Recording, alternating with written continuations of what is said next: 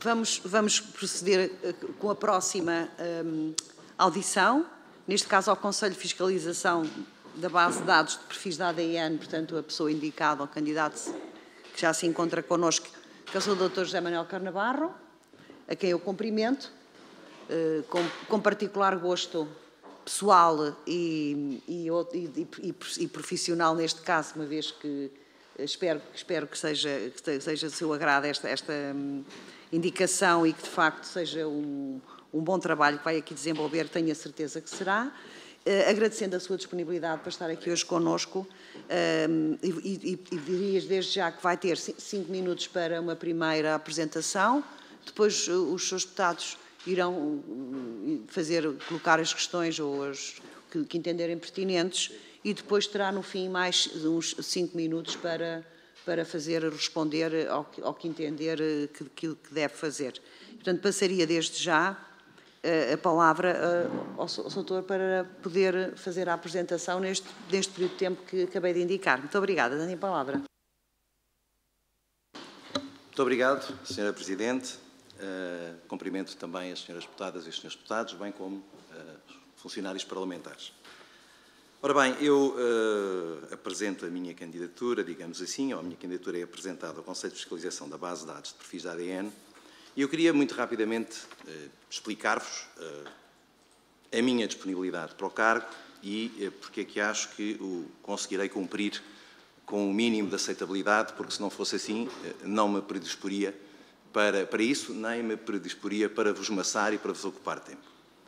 E, portanto, deixem-me destacar alguns aspectos, sobretudo curriculares, mas também biográficos, que eu acho que me permitem candidatar a este cargo e também permitirá, ou isso permitirá também às senhoras deputadas e aos senhores deputados, poderem avaliar esta propositura ou esta candidatura.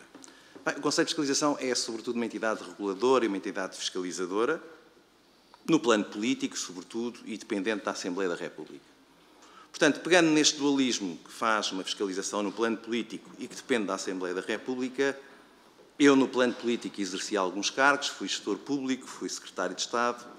Naquilo que tem mais ligação à Assembleia da República, fui deputado, fui presidente de uma comissão parlamentar regimental e fui também indicado por esta Assembleia da República vogal do Conselho Nacional de Educação. Portanto, há aqui um conjunto de experiências que eu creio que serão relevantes para aquilo que é uma fiscalização e uma regulação no plano político. Depois, situava aqui também a minha candidatura, ou esta proposta de candidatura, numa questão geográfica. Portanto, o Conselho de Fiscalização tem a sua sede em Coimbra, eu sou professor na Universidade de Coimbra, tem uma ligação muito forte, a Sra. Presidente é professora da mesma universidade do que eu, da Universidade de Coimbra. Eu sou professor, enfim, tenho ligação à Universidade de Coimbra há 40 anos, como professor há 35, fui por 2 vezes membro da equipa dirigente máxima da Universidade, portanto, fui por 2 vezes pró-reitor da Universidade de Coimbra. Conheço também bastante bem a equipa diretiva do Instituto Nacional de Medicina Legal e Ciências Forenses, portanto, há aqui também uma possibilidade, creio eu, de um bom trabalho em equipa, uma vez que todos nos conhecemos e todos nos respeitamos, pelo menos do meu lado, seguramente que sim, e do outro lado também assim espero, e todos nos respeitamos também do ponto de vista técnico e do ponto de vista profissional. E, portanto, isso seria também um acrescento a esta minha proposta enquanto candidato. Por outro lado, embora evidentemente este seja um tema mais da área jurídica, por isso mesmo é que estamos na primeira comissão, tem mais a ver com aspectos constitucionais, com direitos, liberdades e garantias dos cidadãos, há também um aspecto relevante que eu acho que a minha formação poderá contribuir, embora o meu apor não será um apor técnico, mas pode ser sempre um apor criativo ou de sugestão, e isso também poderá ter alguma relevância. Ora,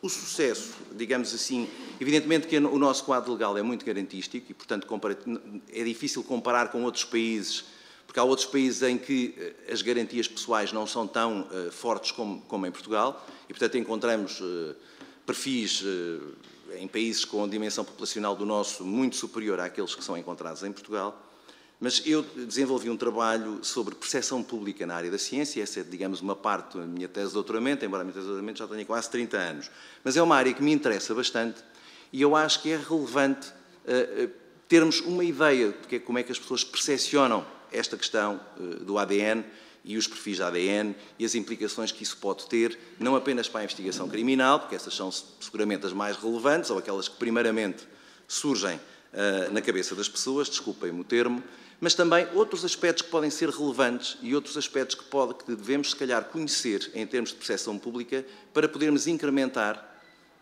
todo o acervo de base de dados que neste momento dispomos e que, lendo os relatórios do Conselho de Fiscalização, não são no número que seria desejável.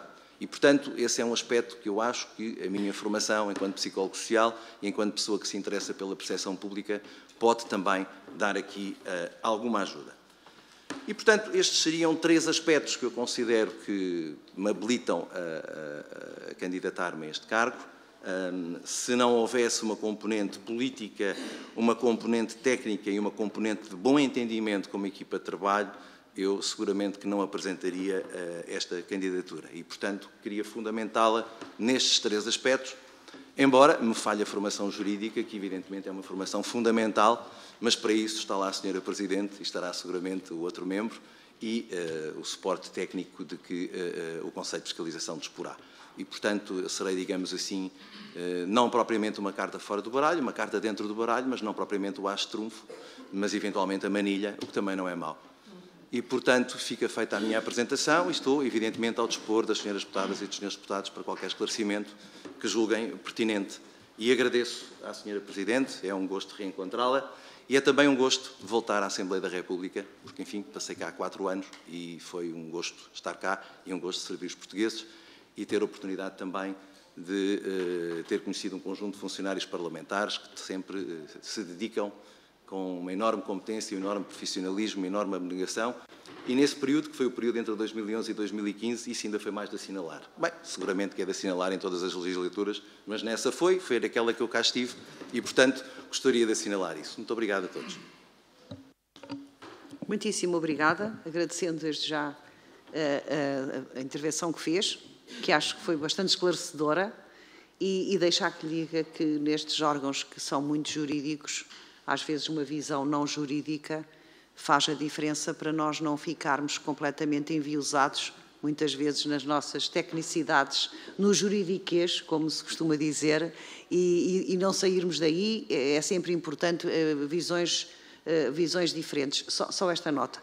E posto isto, passaria desde já a palavra à senhora deputada do PSD, Paula Margarido, para as questões que queira fazer. Muito obrigada. Mais uma vez o Grupo Parlamentar, mais uma vez porque é a segunda audição, mais uma vez o Grupo Parlamentar do PSD vem aqui apresentar os seus cumprimentos à Sra. Presidente desta primeira Comissão, bem como também ao nosso ilustre candidato a este cargo e também aos demais colegas, senhoras e senhores deputados aqui presentes nesta sala. E agradecer desde já a disponibilidade manifestada pelo Sr. Professor José Manuel Canavarro para a aceitação desta candidatura, tendo em consideração o seu vasto currículo, relativamente ao qual nós ficamos esmagados e, portanto, é de salutar a sua disponibilidade para servir, para estar disponível para servir o país nesta comissão, neste Conselho, de Fiscalização da Base de Dados de Perfis de ADN, que de facto tem uma importância tremenda no que respeita até, como já disse bem, à questão das garantias, a todas as proteções que temos que ter aqui devidamente consideradas. Feito o agradecimento da sua disponibilidade para se candidatar, bem como também fazendo referência, que já fizemos, ao seu currículo, e que bom que é, Sr. Professor, que bom que é ter nesta área alguém que não é da área do direito. Porquê? Porque nós acendemos-nos uns nos outros. E quando nos acendemos uns nos outros, não é só com aqueles que são da minha área. Nós enriquecemos-nos sobremaneira com aqueles que têm uma outra visão para além da nossa. Portanto, que bom que é tê-lo aqui nesta candidatura. Antes de desejar as maiores felicidades para a eleição, que nós muito gostaríamos que amanhã acontecesse e vai acontecer, perguntar-lhe, de uma forma muito simples, quais os grandes desafios que se colocam ao exercício do seu ministério, até com a formação e toda a experiência que têm, para que, de facto, este Conselho de Fiscalização de Base de Dados de Perfis de ADN exerça as suas funções, não diria de uma forma perfeita, mas o mais adequada possível. Muito obrigada. Muitíssimo obrigado. Passaria agora a palavra ao Sr. Deputado André Rios, do Grupo Parlamentar do Partido Socialista. Muito obrigado, Sra. Presidente. Cumprimentar também, obviamente, os colegas deputados aqui presentes nesta audição e uma nota muito especial de agradecimento também ao professor José Manuel Navarro, obviamente pela sua disponibilidade em servir também a causa pública. Obviamente é uma pessoa já experimentada nesta matéria e, portanto, obviamente renovar também as boas-vindas a uma casa que tão bem conhece e que também aqui evidenciou na sua declaração inicial e, portanto, é um gosto recebê-lo e é um gosto, sobretudo, ter esta audição consigo e, naturalmente, fazer-lhe algumas questões que nos preocupam, mas que, de alguma forma, também penso que merecem a sua preocupação, com certeza. Mas, antes disso, obviamente, não vou aqui discorrer sobre o seu currículo. O Sr. Professor tem um currículo que, do ponto de vista académico, do ponto de vista político e profissional, dispensará qualquer apresentação. Não me atrevo sequer a fazer qualquer comentário, a não ser dizer-lhe que, na minha opinião humilde, terá todas as condições para fazer um ótimo trabalho, que é isso que, naturalmente, esperamos que venha a acontecer e acontecerá, com certeza. Dito isto, queria só abordar um pouco aquilo que foi o relatório deste Conselho de Fiscalização da Base de Dados de Perfis da ADN relativamente ao ano 2023, que foi disponibilizado também recentemente a esta Comissão para análise, e naturalmente nós verificamos que o ano de 2023, enfim, tendencialmente para um leigo como eu, terá sido um ano produtivo em termos daquilo que é a inserção na base de dados de perfis da ADN, que em alguns segmentos, nomeadamente, eu destacaria sobretudo a questão da inserção de pessoas condenadas em cerca de 38% de aumento em relação ao ano anterior, portanto 2022, e também naquilo que diz respeito a amostras de investigação criminal, em que há um número expressivo de aumento. Estamos a falar de mais de 3.316 inserções. É óbvio que o relatório também aborda o facto de haver umas pendências de 2022 que não foi possível oportunamente e atempadamente no fecho do ano concretizar e que foram concretizadas no primeiro semestre do ano seguinte, portanto 2023, mas de alguma forma isto para dizer que o sistema está a dar uma resposta melhor do que aquela que daria em anos anteriores. E eu verifiquei também, da análise que fiz do documento, do relatório, que tem existido também, da parte daquilo que é o mecanismo de cooperação internacional, para além do Tratado de Prumo, que nós somos signatários e subscritores enquanto país, há também pedidos fora desse âmbito que estão a ser mais, de alguma forma, frequentemente solicitados na cooperação internacional com o Estado português. E, portanto, a nossa preocupação, neste caso a minha preocupação em termos daquilo que é o futuro desta matéria e deste sistema, tem que ver precisamente com isto, ou seja, nós estamos a ser mais solicitados, o sistema tem dado alguma resposta, mas de alguma forma a minha pergunta é saber se o sistema está capacitado para dar resposta a todas as solicitações e, nomeadamente, se conseguimos prever, enquanto competência que somos do Conselho de Fiscalização, se está a haver algum abuso naquilo que é a inserção de dados, uma vez que esta matéria é uma matéria também muito importante no que diz respeito aos direitos, liberdades e garantias dos cidadãos, nomeadamente dos portugueses. E, portanto, Sr. Professor, era isto que queria perguntar sinteticamente, aferindo a sua sensibilidade eventualmente para este tema e a preocupação ou não nesta matéria, e finalizando só com um comentário em relação àquilo que disse. Eu também gosto de jogar à sueca e espero que não seja uma marilha seca nas mãos do jogador de sueca, que isso é sempre um risco adicional na seleção da jogada. Muito obrigado e votos de um bom trabalho. Muito obrigado. Vou utilizar outra metáfora da próxima vez. Nessa ganhou. Vou dar a palavra agora ao Grupo Parlamentar do Chega. O Sr. Deputado Rodrigo Taxa tem a palavra. Obrigado, Sra. Presidente. Cumprimentá-la, também todos os colegas, todos os presentes e, de forma especial, o Sr. Professor José Manuel Navarro, dizendo-lhe duas notas introdutórias. A primeira é que também não farei apreciações curriculares, não é meu hábito fazer nestas audições. E, em segundo lugar, porque também sou jurista, dizer-lhe que não vejo o facto do Sr. Doutor não ser jurista como um problema, vejo até como algo positivo, porque o bom jurista não é aquele que se fecha sozinho na doutrina ou num castelo de pseudo-erudição que depois não tem reflexo na sociedade. Portanto, o jurista tem a ganhar com visões diferentes da nossa. Se nos fecharmos em nós mesmos, não chegamos a lado nenhum. Postas estas, pelo menos é a minha visão. Postas estas introduções, apenas algumas notas. Verifiquei que tive a oportunidade de verificar que a base de dados de perfis de ADN fez 14 anos em 2024. Que no último relatório, relativo a 2022, o mesmo dá conta de um total de pouco mais de 18.500 perfis de ADN existentes na base de dados em 31 de dezembro desse mesmo ano. Contudo, em 2022, o coordenador do Centro Nacional de Coordenação da Base de Dados de Perfis de ADN já tinha chamado a atenção para o facto de que o número de perfis não tem crescido, ou pelo menos não tem crescido da forma como era expectável que crescesse. Em parte por causa, segundo as suas palavras, do desconhecimento dos senhores juízes que devem enviar informação para a base de dados a fim de ajudá-la, bem como ajudar também a investigação criminal e identificação civil. É certo que a base de dados nacional é uma das bases mais cautelosas existentes e também melhor regulamentadas da Europa, o que, sendo uma garantia para os cidadãos, também é responsável pelo reduzido número de dados inseridos.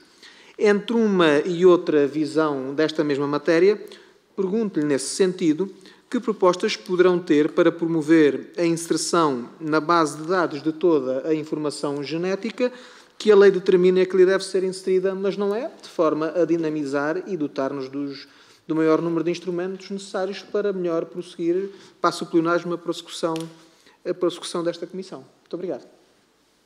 Obrigado, Sr. Deputado. Daria agora a palavra ao Sr. Professor Canavarro para responder e fazer a intervenção final que entendesse pertinente. Muito obrigado. Muito obrigado. Eu, numa primeira fase, não irei individualizar as respostas. Irei dizer que um currículo vasto só tem um problema, é que, obviamente, não é necessariamente um problema. Depende também de como o vemos, não é? Mas um currículo vasto tem sempre um problema, é que ele é alcançado com a idade e, portanto, significa que já fui mais novo do que sou agora, mas pronto, faz parte. Felizmente agora, nos tempos que correm, as pessoas conseguem currículos mais vastos mais rapidamente, o que permite não associar um currículo vasto a uma pessoa com perto de 60 anos, que é o meu caso. E, portanto, esse é um bom sinal, é sinal que se trabalha mais rápido, mais depressa e que se consegue construir um currículo de forma também mais rápida e igualmente consistente. Queria agradecer aos senhores deputados, Paula Margarida, André Rios e Rodrigo Taxa, pelas perguntas, também pela forma elogiosa como trataram o meu currículo, agradeço muito por isso. As perguntas são relativamente semelhantes, portanto, têm que ver com os desafios gerais que se apresentam a este órgão. Bom, eu sou candidato ao órgão, procurei documentar-me, procurei também ler alguns trabalhos académicos que têm vindo a ser feitos exatamente sobre esta matéria, designadamente alguns trabalhos realizados, por exemplo, na Universidade do Minho, que nos permitem também perceber um pouco aquilo que o Sr. Deputado Rodrigo Taxa referiu, que é poderíamos ter mais, não é? E provavelmente deveríamos ter mais. O Sr. Deputado André Rios referiu que no último relatório já há, digamos assim, um incremento, até relativamente ao esperado, há um incremento razoável, isso é bastante positivo, e os desafios, indo agora à pergunta da Sra. Deputada Paula Margarido, os desafios que se apresentam, a mim pessoalmente, é contribuir para que haja uma fiscalização e regulação deste Conselho.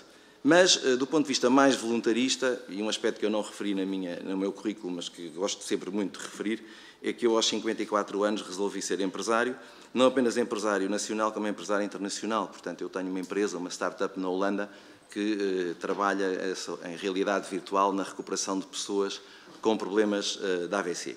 E, portanto, com essa idade resolvi ser empresário. Isto deixando aqui uma nota que qualquer idade é boa para ser empresário. Um dia destes, se calhar aos 120, 130 anos, depende da experiência de vida e, portanto, queria-vos deixar essa nota. E, portanto, imbuído desse espírito criativo, não procurando levar a realidade virtual para um tema tão delicado como este, isso seria claramente difícil, mas lendo alguns trabalhos académicos e, sobretudo, percebendo, e julgo que a esmagadora maioria das pessoas que aqui está são juristas e, portanto, desculpem o meu vício, eu venho da Universidade de Coimbra, em que a formação jurídica é vista ainda como um bocadinho fechada, embora a Universidade se tenha vindo a abrir, e isso é positivo, mas vejo que aqui há um espírito de abertura grande, e isso apraz-me também registar. O que é que eu vos diria relativamente a este aspecto? O Sr. Deputado Rui Taxa referiu um aspecto relevante, que é, muitas vezes, a forma como os senhores magistrados intervêm nestas situações. E eu li um trabalho, uma tese de mestrado, que assinala exatamente isto, é que há uma certa discricionariedade ou pouca conformidade, que o termo não consigo identificar muito bem, exatamente no tratamento destas questões. Portanto, há senhores magistrados que incentivam estas questões e há outros que não são tão diligentes neste aspecto. Pronto, e isso pode, de algum modo, afetar o trabalho, digamos, reunir perfis da ADN, designadamente aqueles que têm a ver com condenados e, portanto, a questão do ADN é extremamente relevante quando nós falamos em criminalidade, que tende a ser repetida, é extremamente relevante nesse aspecto. Evidentemente que a nossa lei, sendo uma lei de proteção das pessoas e dos direitos, liberdades e garantias, também prevê outras possibilidades, como, por exemplo, que os arguidos possam disponibilizar também para ceder o seu ADN, como, do ponto de vista voluntário, isso também possa acontecer. E eu creio que, eventualmente, na questão do voluntário, na questão da voluntariedade para com os temas do ADN, eu acho que aí, como me referi na minha intervenção inicial, a percepção pública que existe relativamente ao ADN, às vezes muito incrementada, não é um plebeísmo, é verdade, um pouco incrementada, é verdade, quer dizer, eu julgo que será um facto, teria que ser avaliado, mas muito incrementada para a popularização das séries de televisão, em que o ADN e os temas policiais são muito vincados, pode ser eventualmente um fator que contribua para uma percepção mais positiva, e eventualmente pode ser distorcida, mas uma percepção mais positiva para este aspecto como um fator identificador para situações que não sejam necessariamente situações criminais.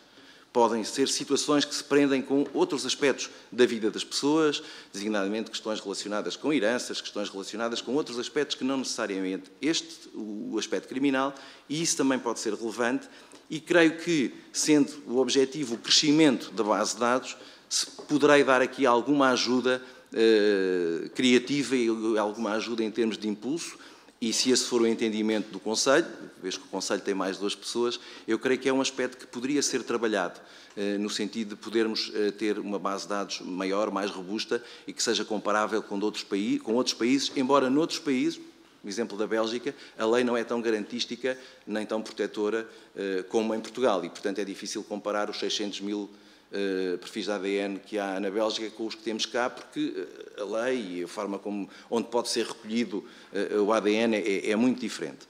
Creio também que há aqui, para concluir, que há aqui 2 aspectos que fui apurando, não tendo conversado com nenhuma das pessoas que está no Conselho de Fiscalização, mas que fui apurando.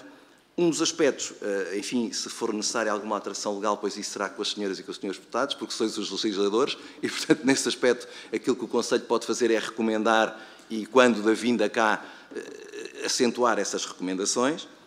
E, por outro lado, também me dizem que há alguma dificuldade do ponto de vista, as dificuldades habituais que há nos serviços públicos.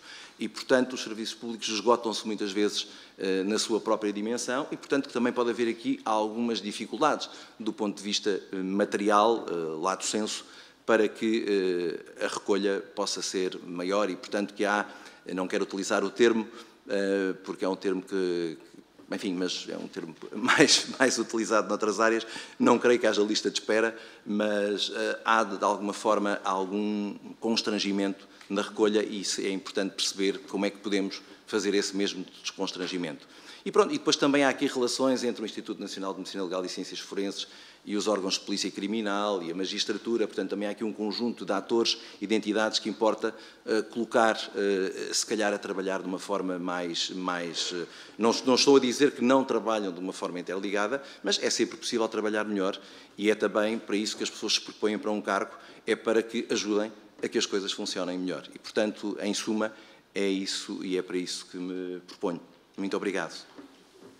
Muito obrigado, Sr. Professor. Nós é que agradecemos e vamos terminar assim esta audição, desejando-lhe as maiores felicidades nessa nova tarefa, mais uma nova tarefa das muitas que já teve e com certeza que irá fazê-lo com todo o amor e toda a paixão que coloca nas coisas. Muitíssimo obrigada e nós continuaremos já às 14h. Bom almoço e até já.